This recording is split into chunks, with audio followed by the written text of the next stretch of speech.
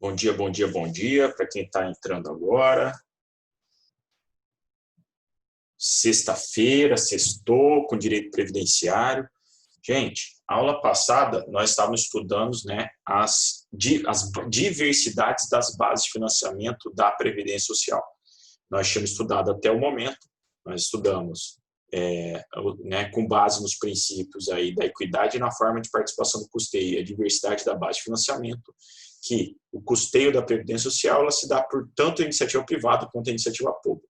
Vimos nas aulas passadas que há o quê? Orçamento da União, vimos que existe concurso de prognóstico, vimos que existe contribuição dos segurados e agora passamos à análise da contribuição das empresas, certo?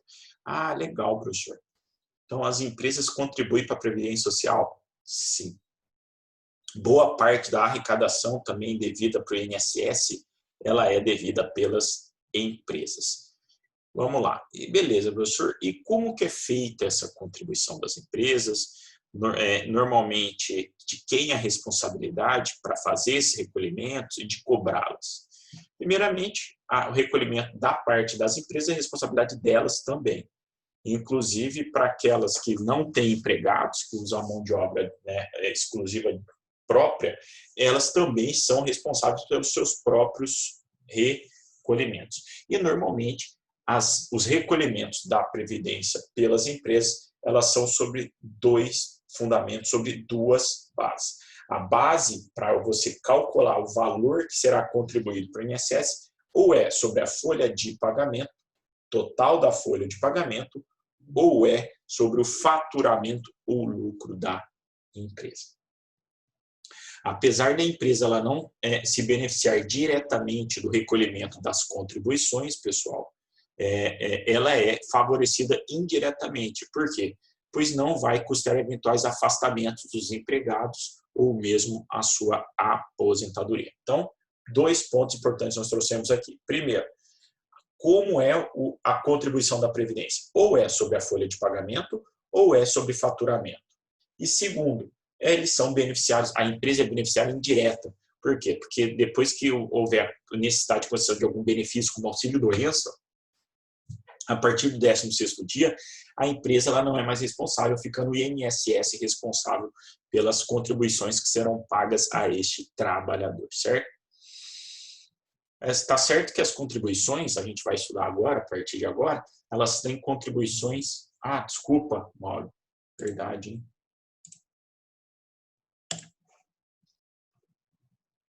Opa.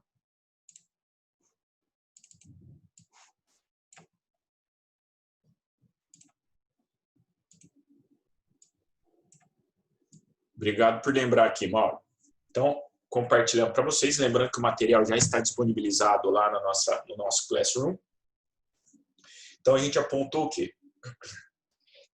É obrigatória a contribuição das empresas para o sistema previdenciário nacional, certo? Isso com previsão lá estabelecida lá no artigo 195 da Constituição Federal. Então, é devido contribuição para a Previdência Social, tanto por pessoa física quanto por pessoa jurídica. Seja aquela que vai prestar serviço de maneira individual, seja aquela que vai prestar ela usufruindo ou exigindo a prestação de serviço dos seus empregados. Então, ela assume, a empresa ou o empregador, o contratante, pessoa física, assume os riscos da atividade econômica, razão pela qual ela vai ter que repassar parte desses valores para a Previdência Social. Beleza, professor? Então, tá bom. Então, a gente está diante aí, você disse, de duas formas de participação da empresa no custeio da Previdência Social. Contribuição sobre folha de pagamento e 2, sobre lucros. Primeira forma de contribuição é exatamente como está mencionado aí na apostila, sobre folha de pagamento. O que é isso? A contribuição para a Previdência, ou seja, o desconto não, na verdade, é a contribuição da empresa, porque não tem desconto, na verdade, se fará um cálculo para recolhimento da empresa com base no total de valores pagos na folha de pagamento de natureza salarial. Então, refere-se à contribuição incidente sobre a folha de salários e demais rendimentos do trabalho, certo? Então, pagos ou creditados a qualquer pessoa física. Então, você prestou serviço, né? Você tem um empregado ou um prestador de serviço que prestou serviço como pessoa jurídica, empresa ou pessoa física como empregador, você tem o dever de fazer recolhimento de previdência social. Atenção aqui, não confundir, gente, a contribuição do empregado com a contribuição da empresa.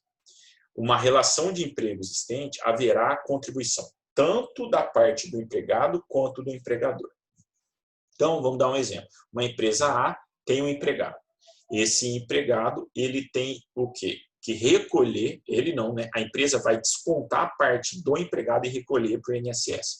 E, além disso, a empresa vai fazer a contribuição sobre o total da folha de pagamento de todos os seus funcionários para o INSS. Então, além de contribuir com a parte do empregado, o empregado desconta do empregado, que essa é a parte do empregado e passa para o INSS, existirá ainda a contribuição da empresa com base no que é pago para a totalidade de empregados. Ou seja, nós estamos diante aí de uma situação onde há contribuição dos empregados e dos empregadores das empresas. Como eu disse, a contribuição da empresa ela não é descontada, como é feita com a parte do empregado.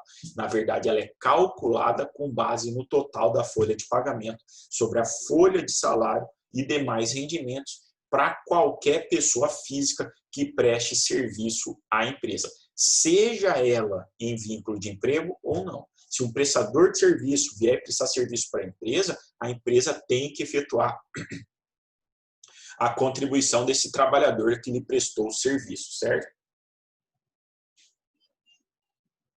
Então, qualquer pessoa física, tanto por empregado, seja trabalhador avulso, seja o autônomo, que prestem serviços ao empregador, à empresa, haverá a empresa que fazer o recolhimento dessas contribuições com base na folha de pagamento. Professor, e qual que é a porcentagem? A porcentagem da empresa é a proporção de 20% sobre o total de remunerações pagas durante o mês aos segurados empregados e trabalhadores avulsos que lhe prestem serviço, certo? Então, via de regra, a contribuição das empresas é na proporção de 20% sobre o total de remunerações pagas durante o mês. Seja os segurados empregados, seja os trabalhadores avulsos, sendo destinada exatamente para repasse, né, esse valor, esses 20%, esse cálculo será para repassar esses valores para o regime do INSS, para o fundo do INSS, certo? Lembrando que incide sobre esse valor pago no mês todas as verbas de natureza salarial, inclusive gorjeta. Certo? Seguindo. Ah, professor, mas você não disse que também tem quem presta serviço? Quem presta serviço, ele não tem vínculo, certo? Certo. Esses são normalmente os contribuintes individuais, que são trabalhadores autônomos, eventuais. Esses indivíduos, eventuais ou autônomos, que prestarem serviço à empresa, o total da remuneração paga para eles, também haverá um cálculo de 20% sobre as remunerações pagas e repassada para o INSS. Então, é 20% para empregado, para avulso? Mas também é de 20% para os contribuintes individuais que prestem serviço para a empresa. Mais uma vez, gente, por favor, atenção nesse ponto aqui. Não quer dizer que é descontado esses 20% dos trabalhadores, tá? O que acontece? Temos duas fontes de custeio. Um é o desconto do salário, né, das verbas de natureza salarial do empregado, que é de responsabilidade da empresa, mas é a parte do empregado do INSS. E existe a responsabilidade da parte da empresa, que é exatamente o cálculo de 20% sobre todas as remunerações sobre a folha salarial, sobre a folha de remuneração da empresa. Então, a empresa recolhe a parte do empregado, que é aquela proporção de 7,5%, 9%, 12%, 14%, se for empregado avulso ou empregado doméstico, ou também de 20% se for facultativo ou contribuinte individual. E, em contrapartida, a empresa ainda vai fazer um cálculo sobre o total de folha de pagamento, sobre o total de verbas pagas de natureza salarial aos trabalhadores, aos prestadores de serviço ou trabalhadores que vierem a prestar serviço para a empresa na proporção de 20% sobre esse total pago ao longo do mês para esses prestadores. E esse valor calculado, então, um exemplo, vamos dar um exemplo só para vocês entenderem. Vamos pegar aqui o meu exemplo. Digamos que eu receba um salário mínimo, certo? Então, acontece. Se eu recebo um salário mínimo, minha alíquota é de 7,5%. Vou fazer um cálculo rápido aqui, ó. Então, 1.045, digamos que eu receba um salário mínimo. Eu contribuo com R$ 78,00 por mês para o INSS. Eu recolho? Não, porque eu sou um empregado da instituição. A instituição vai lá, vai colocar no meu lerite INSS, desconto de 7,5% e vai ter que descontar R$ 78,00. Esses R$ 78,00 são repassados ao INSS. Isso aí é o quê? É a contribuição da empresa? Não, isso é a contribuição do empregado, no meu caso, eu. A empresa só é obrigada a fazer o recolhimento, mas isso não é a parte da empresa, beleza? Beleza. Agora a empresa vai pegar todos os funcionários, vai fazer lá a verificação de quanto que é pago por mês a todos os funcionários, digamos que seja 100 mil. A empresa vai ter que arrecadar R$ 20.000 para o INSS. Isso é descontado em algum lugar? Não, isso é um cálculo e a empresa tem que fazer o repasse por mês, então, lá para o INSS, certo? Para ficar bem claro, gente, não é um recolhimento só. Recolhimento tem a parte do empregado, tem a parte da empresa. A parte da empresa na proporção de 20%. Existe ainda um acréscimo desses 20%, de 1%, 2% ou 3%, em caso de grau de incidência de incapacidade laborativa. É o que se chama de GILRAT. O que é GILRAT? Exatamente, grau de incidência laboral de risco ambiental do trabalho. Grau de incapacidade laborativa dos riscos e riscos ambientais do trabalho. Isso é GILRAT. Isso é um acréscimo para a empresa de 1%, 2% ou 3%. Ou seja, tem os 20%, mas se houver um risco de incapacidade leve, acresce-se 1%. Se tiver um risco de grau de incapacidade médio, acresce-se 2%. E se houver um risco de incapacidade grave, acresce-se 3%. Então, paga 20% mais o grau de gerar incapacidade. Então, se é uma empresa que gera um alto risco de incapacidade laboral, ela vai recolher 23%. 20% da regra, mais 3% do GILRAT, que é o risco ambiental de trabalho. Então, e se não tiver risco nenhum? Bom, se não houver risco, aí não tem esse acréscimo de 1%, 2% ou 3% e fica só com a parcela definida na legislação, que é de 20%. Instituições financeiras têm um acréscimo aí de 2,5%. Ou seja, como é que funciona? Eles arrecadam com 20% sobre a folha de pagamento, mais 2,5%, um adicional de 2,5% para o regime geral de previdência social, certo? Beleza, professor. Então, a gente está aí diante de um acréscimo, exato. A gente tem os 20% para as instituições financeiras e mais 2,5%. Então, eles arrecadam aí mais 22%, com base na folha de pagamento para o INSS, para o Regime Geral de Previdência Social, 22,5%.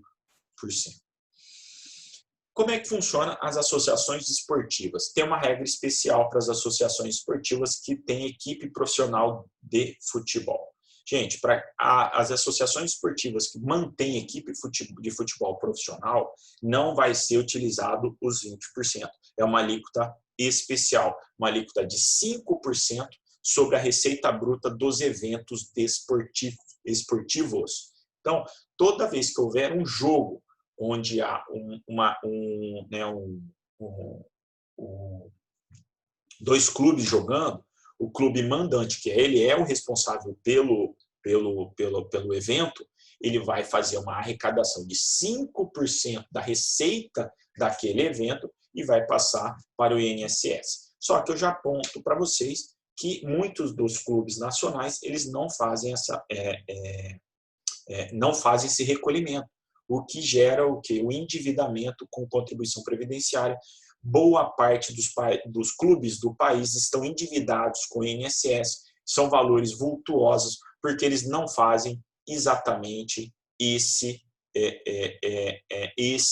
recolhimento, ou seja, não há o recolhimento de maneira correta por parte dos clubes, certo? Então, os clubes deveriam fazer essa arrecadação de 5% sobre a receita bruta do evento e normalmente não fazem. O que acontece? Isso gera um endividamento.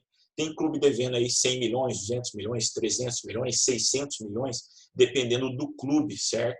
Então, é um ponto um ponto que contribui para o quê? Para o nosso regime da Previdência Social estar em déficit, ou seja, recolher menos do que concede pagamento de benefício. E leva ao quê? Leva aí a essa questão de... Por isso que até a reforma previdenciária feita no passado, ela foi feita exatamente para diminuir os valores pagos pelo governo, com o objetivo de enxugar aí e tentar adequar o nosso regime previdenciário junto ao regime geral de previdência social, certo? Professor, e microempresas? E empresas de pequeno porte? Bom, gente, empresas de pequeno porte e microempresas, ele tem um tratamento diferenciado, que é o regime do Simples, lá que está previsto na Lei 9.317 de 96, que fala o quê? Que tais empresas terão uma arrecadação diferenciada, certo? Que normalmente são sobre faturamentos da empresa. Então, vejam que é bem diferente. Então, a gente mencionou que é sobre folha de pagamento, mas em certas circunstâncias é sobre o faturamento da empresa. É o caso das microempresas e empresas de pequeno porte. Empresas de pequeno porte e microempresas será sobre o faturamento, alíquota sobre o faturamento. Além disso, não haverá o quê? Contribuição, são isentas de contribuição de terceiros, certo? Ou seja, tais empresas são isentas das contribuições de terceiros. Eles terão que recolher apenas, aliás, recolher não, né? Farão a contribuição com base no seu faturamento, certo? Não impede, gente, de fazer a arrecadação dos empregados. Estou falando da parte da microempresa e da empresa de pequeno porte. Então, para esses, a contribuição é sobre o quê? Sobre o faturamento, certo? Lembrando ainda, falamos que o produtor rural, pessoa jurídica, a alíquota é de 2,5%, ou seja, sobre a renda bruta, mais um que é sobre a receita, né, sobre o faturamento, né, e não sobre a total de folha de pagamento. Mencionamos ainda que as entidades beneficentes, essas não fazem recolhimento nenhum da sua parte para a Previdência Social. Eles têm que arrecadar apenas as partes das pessoas que venham prestar serviço para eles. Seguindo, as empresas de tecnologia têm um acréscimo, aliás, tem a substituição da alíquota de 20% por uma de 2,5% sobre o faturamento. Mais um exemplo aí do que existe de recolhimento sobre o faturamento. Então, empresas de tecnologia ou de comunicação, ao invés de recolher sobre 20% sobre a folha de pagamento, vão recolher na proporção de 2,5% sobre o faturamento bruto da companhia, da empresa.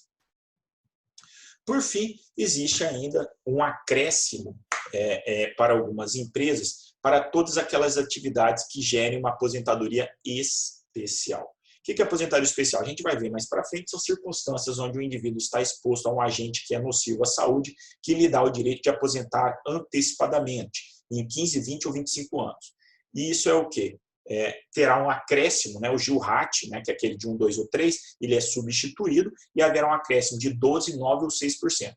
12 para as atividades que geram uma aposentadoria no prazo de 15 anos, 9 para aquelas que geram uma aposentadoria no prazo de 20 anos e 6% sobre uma aposentadoria que gere uma aposentadoria no prazo de 25 anos. Certo? Então, gente, o que é isso? Isso aí é exatamente para tentar dar um acréscimo, uma remuneração maior, uma contribuição maior para o INSS, uma arrecadação maior para o INSS. Por quê? Porque o trabalhador vai trabalhar menos. Dando um exemplo aí, só para mencionar um exemplo grave, eu acho que eu já mencionei para vocês, a pessoa que trabalha com raio-x. As pessoas que trabalham com raio-x, elas estão expostas às radiações. Essas radiações, normalmente, elas são cancerígenas e levam a pessoa ao falecimento precoce em caso de utilização inadequada ou o uso prolongado. Então, para evitar isso, eles se aposentam no prazo de 15 anos. Com a aposentadoria, eles não poderão mais prestar serviço, certo? Principalmente nessas atividades. E aí vai haver o quê? Já que eles aposentam com 15 anos, a empresa vai ter que fazer uma arrecadação maior. Por isso, o acréscimo, nesse caso, por ser grave e ser uma aposentadoria especial no prazo menor, haverá um acréscimo de 12%. Então, vai ser 12, 9 ou 6%, de acordo aí com a aposentadoria especial dela ser de 15, 20 ou 25 anos de contribuição, 25 anos de atividade, certo? A gente já falou aí das contribuições sobre o faturamento. Vale lembrar que a contribuição também ela pode incidir, além da receita, elas são devidas também, equiparadas ao CONFINS, né, Contribuição para o Financiamento da Seguridade Social. Foi criada em 70, pela Lei Complementar 70 de 91. Então, o CONFINS é recolhido uma percentual de 3%, né, e de 3% em caso de forma cumulativa, ou seja, quando há a junção de várias situações, e 7,5% recolhimento efetuado de forma não cumulativa. Isso aqui é medida excepcional, via de regra sobre faturamento, a gente mencionou antes, e existe também a possibilidade aí, né, de alíquotas especiais.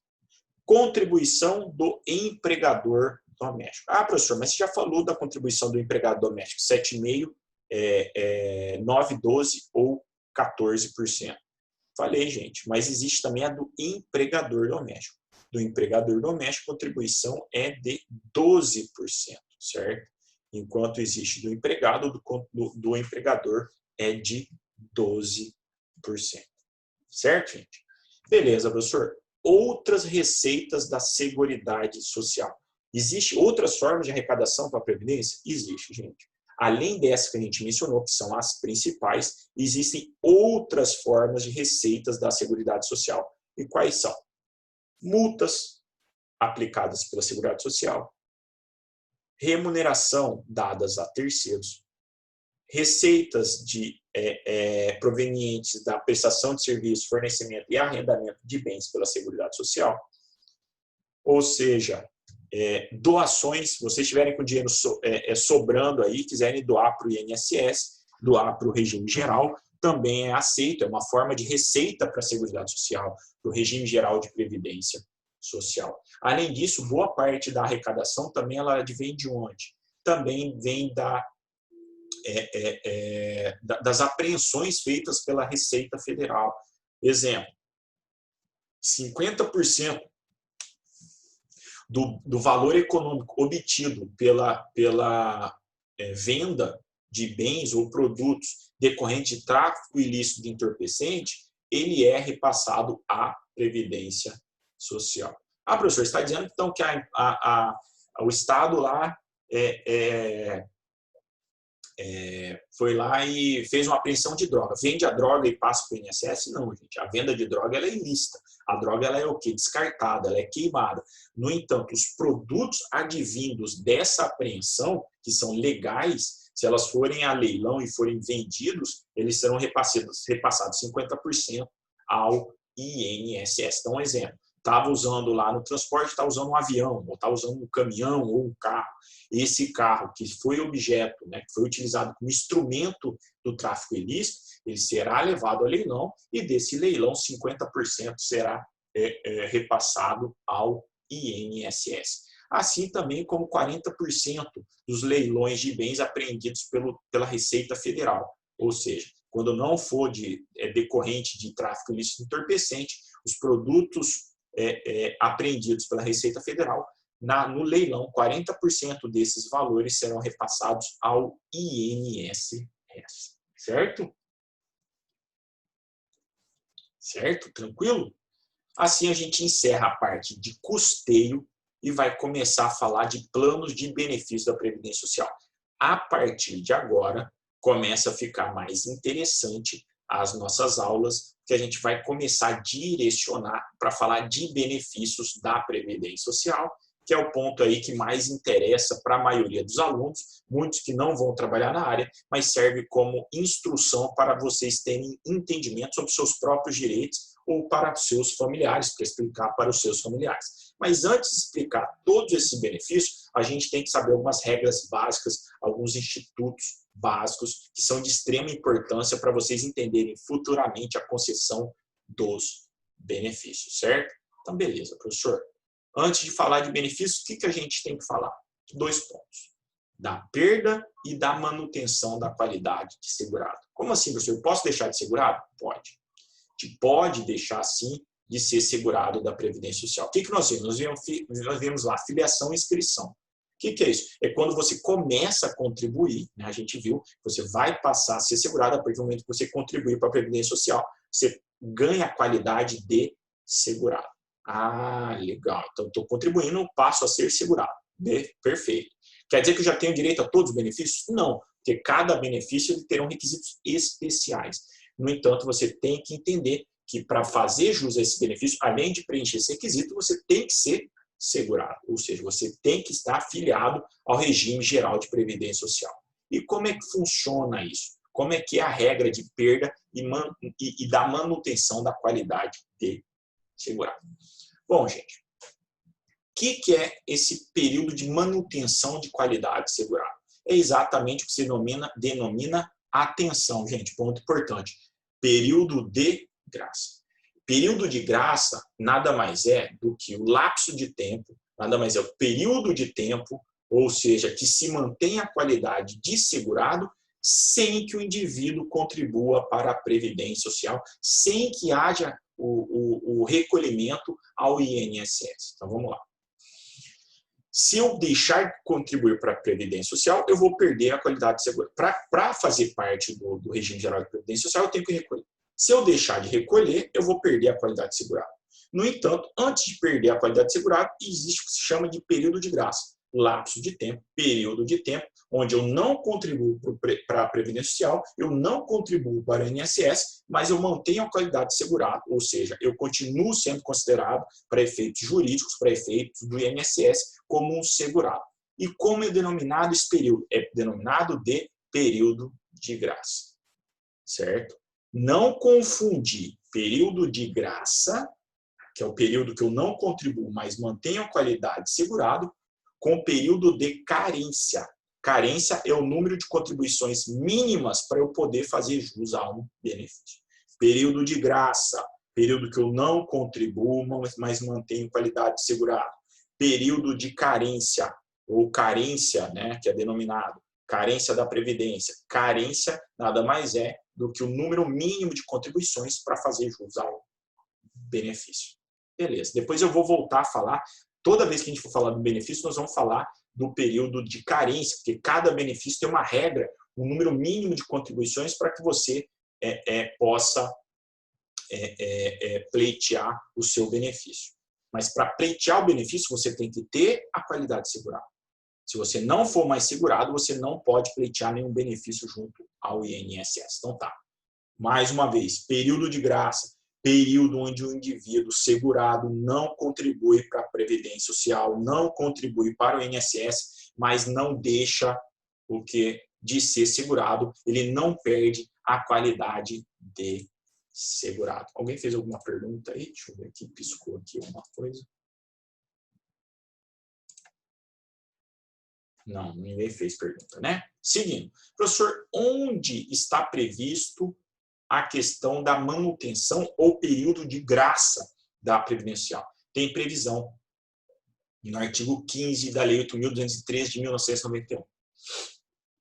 Então, o artigo 15 trata exatamente do período de graça, que é o período que o indivíduo mantém a qualidade de segurado, mesmo sem contribuir para o INSS. Então, tem a previsão lá.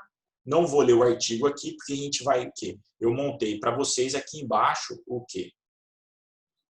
Uma tabela para facilitar a compreensão de vocês. Ah, legal, professor. Então, quer dizer que você montou exatamente com base no artigo 15, para ficar mais fácil a visualização, nós montamos, está na apostila de vocês e a gente vai passar a estudar agora. Tudo que eu estiver falando aqui está no artigo 15, tá? Aqui está só de uma forma para facilitar a compreensão. Então, vamos lá. Período de graça. Então, mais uma vez, período de graça, período que você não contribui para a Previdência, mas não perde qualidade de segurado. Período que o cidadão não perde a qualidade de segurado e vai poder pleitear os benefícios se tiver preenchido os outros requisitos da legislação. Gente, professor, perde a qualidade de segurado quem está recebendo o benefício da Previdência? Não. Quem está recebendo o benefício da Previdência Social, ele está em gozo de benefício, ele não perde a qualidade de segurado. Tem um prazo máximo para que ele possa perder ou que ele vai perder a qualidade de segurado? Não. Então, o período de graça é por prazo indeterminado, sem prazo. Enquanto o indivíduo estiver recebendo o benefício da Previdência Social, ele não perde a qualidade de segurado. Então, vamos dar um exemplo. Professor, um indivíduo sofreu um acidente, né? Infelizmente, aí veio aí a sofrer aí uma fratura na coluna, está em tratamento e está afastado da empresa. Os primeiros 15 dias a empresa é responsável. A partir do 16º dia, quem vai pagar o indivíduo vai ser o INSS, porque esse indivíduo vai começar a receber auxílio-doença. Esse auxílio-doença é um benefício pago pela Previdência Social. Normalmente, né, tem um prazo para esse indivíduo receber esse auxílio-doença enquanto houver necessidade, enquanto houver a sua incapacidade temporária para a prestação de serviço. No entanto, se a empresa, se o trabalhador, esse empregado que trabalhava na empresa não consegue voltar porque ainda está em fase de tratamento, ele vai continuar recebendo o auxílio-doença. E enquanto ele recebeu o auxílio-doença, ele não perde a qualidade de segurado, ou seja, não há prazo para quem está em gozo de benefício. Então, não tem prazo para quem está em gozo de benefício para perder a qualidade de segurado. Então, ele mantém a qualidade de segurado sempre que estiver em gozo de benefício da Previdência Social, via de regra. Tá? Essa é a regra. Então, digamos aí que ele fique recebendo por 2 anos o auxílio-doença. Beleza, professor? Beleza. Nesse período, ele continua recebendo benefício enquanto houver incapacidade, e ainda vai o quê? Manter a qualidade de segurado. Ele não perde. Ah, professor, se levar 5 anos, maravilha, ele mantém a qualidade de segurado e não vai perder, manter a qualidade de segurado e vai continuar em gozo do benefício. E se ele converter em aposentadoria de invalidez, está em gozo do benefício? Tá. Então ele não perde a qualidade de segurado. Então não há prazo para perda da qualidade de segurado, ou seja, sem prazo, ele mantém a qualidade de segurado quem estiver em gozo de benefício, certo? Ah, legal, professor. Então, quer dizer aí que está em gozo, está tranquilo, não perde a qualidade de segurado. Exatamente. Está em gozo, tem que tomar cuidado o quê? Se houver o corte desse benefício, ou ele pede o restabelecimento do auxílio-doença, ou ele volta a contribuir. Porque a partir do momento que ele volta a trabalhar, aí vai haver contagem para período de perda de qualidade de segurado, certo? Então, período de graça para quem está em gozo de benefício é sem prazo, é prazo indeterminado. Segunda hipótese, quando houver a cessação do benefício por incapacidade ou quando o segurado para de contribuir para o regime da Previdência Social. Qual que é o prazo? Gente, cessou o benefício por incapacidade ou o indivíduo parou de contribuir para a Previdência Social, foi dispensou e aí ele para de contribuir porque ele não está mais empregado, o prazo que ele não perde a qualidade de segurado é de 12 meses. Esse é o período de graça. Então, o período de graça do indivíduo que teve a cessação do benefício por incapacidade ou deixou de exercer atividade remunerada é de 12 meses. Então, vamos dar um exemplo. O professor é dispensado da instituição. A empresa, antes, ela fazia o quê? O recolhimento do meu INSS passava para o INSS. Fazia o recolhimento da minha parte e passava para o INSS. Então, eu estava contribuindo para o INSS. A partir do momento que eu não exerço mais atividade remunerada, esquece que eu sou advogado, mas eu não exerço mais atividade remunerada como professor, eu não efetuarei mais recolhimento. Certo? Se eu não efetuo recolhimento, eu tenho o quê? Um período de graça. Eu fico por 12 meses sem recolher. Se por um acaso eu sofrer um acidente nesse meio tempo, eu vou ter direito, por exemplo, ao auxílio-doença. No entanto, eu tenho que o quê? Voltar a recolher, voltar a contribuir no prazo de 12 meses. Se ultrapassar 12 meses, ultrapassar o período de graça, se ultrapassar esse período, eu deixo de ser segurado e não poderei pleitear mais nada junto ao INSS. Então, o período de graça é o período onde você protege o segurado, mantém ele na qualidade de segurado, para que ele volte a contribuir para a Previdência e, nesse período, ele goze dos benefícios. Se ultrapassar esse período de 12 meses, ele perde a qualidade de segurado e não vai mais fazer jus a mais nenhum benefício pago pelo INSS. Beleza? Então, regra, na lei, estipula o quê? No artigo 15, que para quem, né, recuperou a capacidade ou cessou a incapacidade, ou para quem não exerce mais atividade remunerada, tem um período de graça, período sem contribuição, que mantém a qualidade de segurado, prazo de 12 meses. No entanto, a legislação traz dois prolongamentos a esse benefício.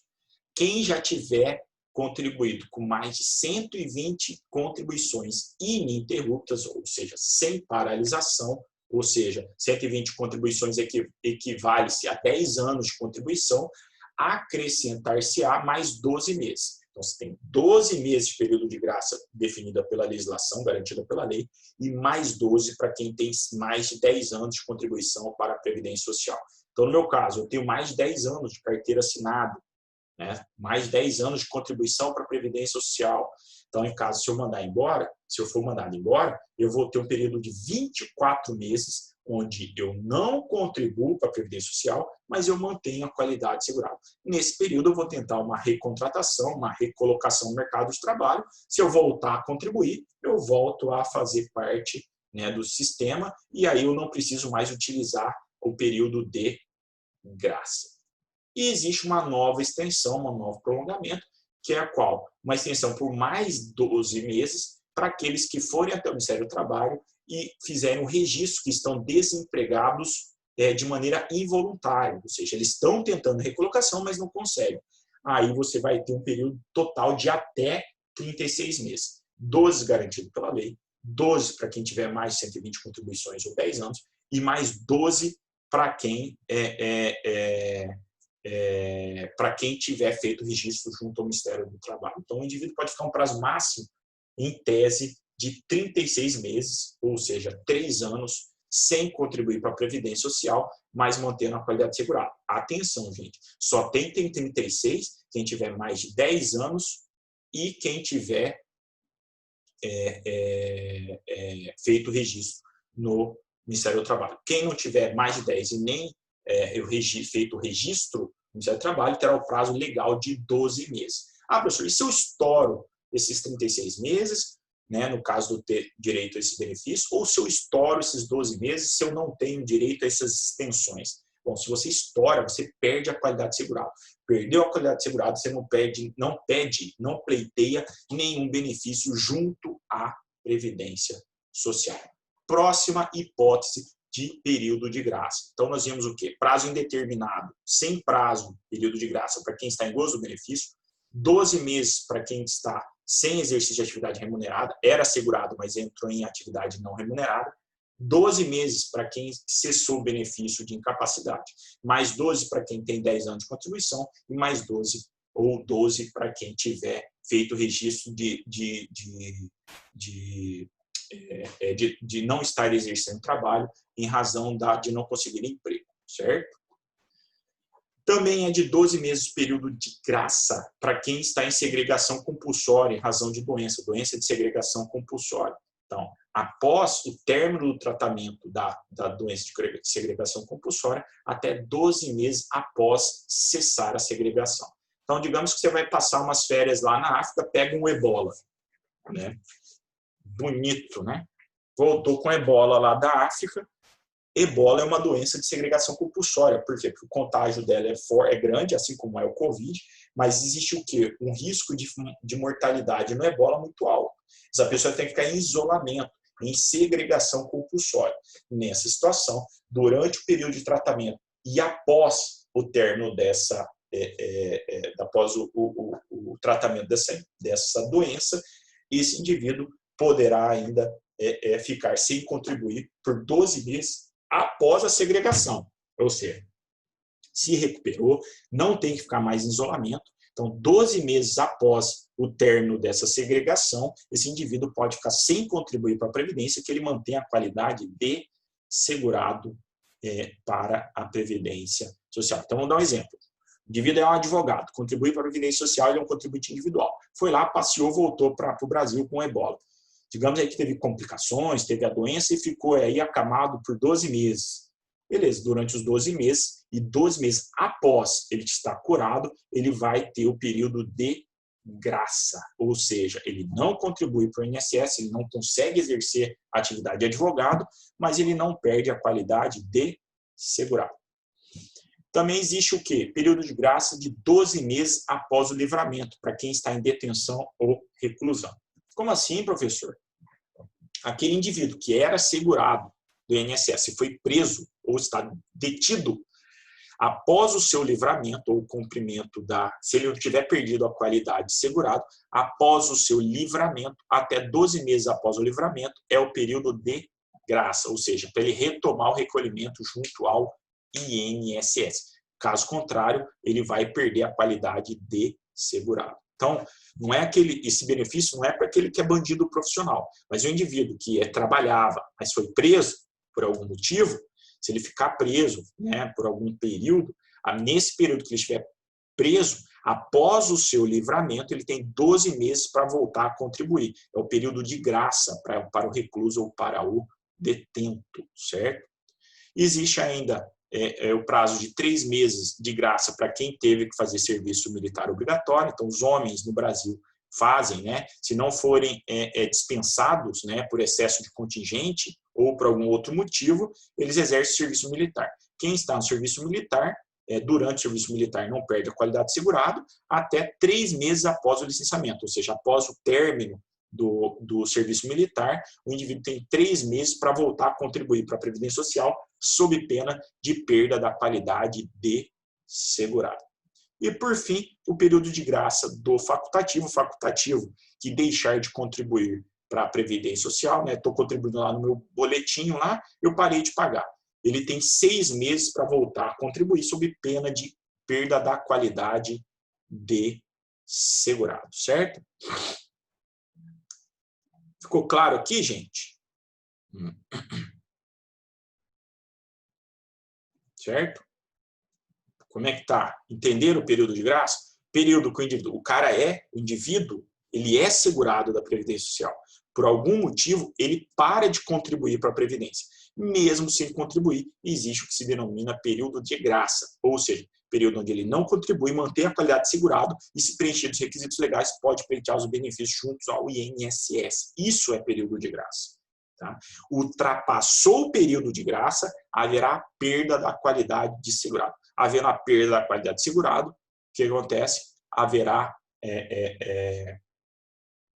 a perda da qualidade de segurado, esse indivíduo não vai mais poder pedir junto ao INSS os benefícios. Então, digamos aí, perdeu a qualidade de segurado, o indivíduo sofreu um acidente depois, ele pode pedir um auxílio-doença? Não pode, porque ele não é mais segurado da Previdência Social, certo?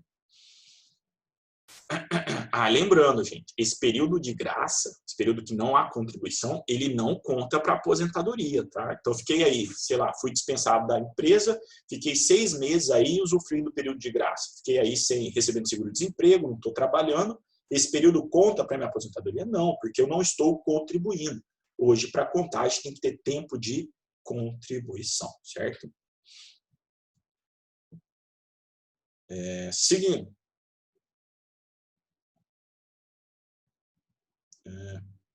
Aqui, ó, foi o que eu acabei de falar, ó, na apostila, ó, o período de graça não conta como tempo de contribuição, salvo se durante esse período o segurado receber alguns benefícios específicos, como se verá, né, na hora que a gente for falar de carência, certo? Tranquilo? Gente, vou parar a aula por aqui e vou deixar para falar de dependentes a partir da aula que vem. A gente fala de dependentes e período de carência. Pode ser? Tranquilo? Então aí, Carlos, tem o Carlos. Já viram a piadinha, gente, do Carlos? Professor agora de videoconferência é o quê? Ele é a mesma coisa que comunicação em centro espírita, né? O professor fala e pergunta, tem alguém aí? É mais ou menos a mesma coisa, né, gente? Então, interrompi aqui o documento. Gente, dúvidas? Não, ó, vocês estão espertos, ó. Mauro respondeu, Adriano, deram risada, Robson, Aldriele, Karina. Então, obrigado aí, quer dizer que vocês estão acompanhando. Né, Suzane? Não tem ninguém aí, então quer dizer que tem gente do outro lado, né? Então, o centro espírita tá funcionando direitinho. Certo, gente? Valeu, Wesley. Valeu, Benedito. Então, hoje a gente termina a aula um pouquinho para não entrar num novo capítulo. A partir da semana que vem, a gente dá uma apertada aí para estudar dependentes e período de carência. Tá bom? Tamo junto aí, Benedito. Gente, valeu, Adriane. Bom final de semana. Bom final de semana para todo mundo aí. Bom final de semana, Robson, Mauro, Daniela, Adriane, Camila, todos aí, Benedito, Suzane, Wesley, Rosana, Gladstone, todo mundo, gente. Tiverem dúvida, estou à disposição aqui. Quem não estiver, tá tudo certo, tá bom? E aí, a aula que vem, a gente se encontra novamente, tá bom? Vou encerrar aqui só